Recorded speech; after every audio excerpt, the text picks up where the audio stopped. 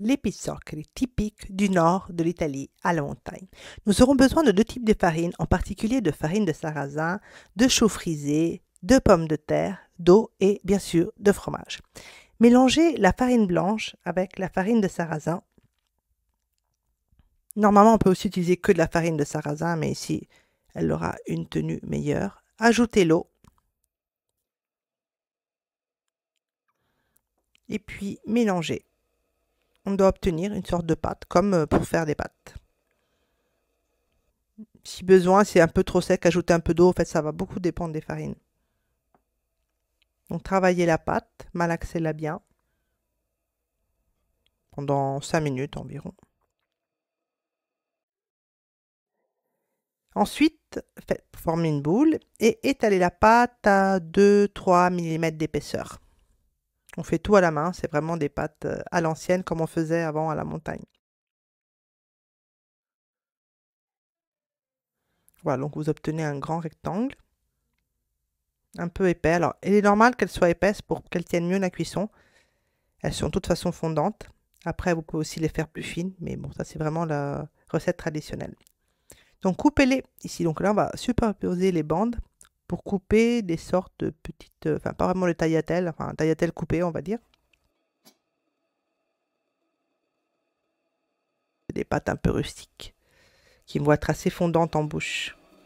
Donc là, vous voyez, on a tous les morceaux des pizzoccheri. En fait, les pizzoccheri, c'est plutôt le plat, même si désormais on parle de pizzoccheri quand il s'agit de pâtes avec de la farine de sarrasin. Mais là, on parle vraiment du plat. Épluchez ensuite les pommes de terre. Prenez des pommes de terre plutôt farineuses qui vont bien tenir la cuisson. Coupez-les en dés. Elles vont cuire après en même temps que les pâtes.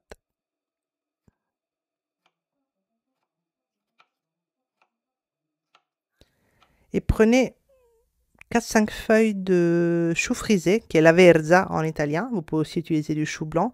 Éventuellement aussi des blettes. Il y a aussi des recettes avec des blettes. En tout cas, c'est une recette d'hiver, donc on va utiliser des légumes d'hiver. Donc, plongez les pommes de terre dans de l'eau froide.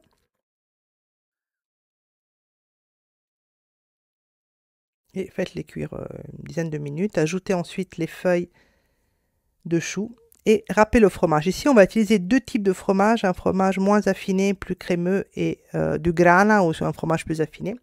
Faites fondre le beurre dans une petite casserole, ça va servir pour la garniture, et ajoutez ensuite une gousse d'ail coupée en petits morceaux. C'est surtout pour parfumer le beurre.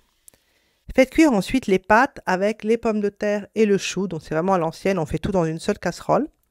On les fait cuire même pas 5 minutes, même pas. Elles vont rester fondantes. Ce ne sont pas des pâtes al dente. Et après, on va égoutter le tout ensemble en formant en fait des couches. Donc là, il y a les pâtes avec les pommes de terre et le chou. Une couche de fromage. On va mettre les deux types de fromage. Une autre couche de chou, de pâtes, pommes de terre. Voilà, on ajoute de nouveau des pâtes. C'est un plat assez végétal qui tient bien au corps et absolument délicieux. Et là, de nouveau du fromage, donc on fait à peu près 2-3 couches. Ça va dépendre de votre plat.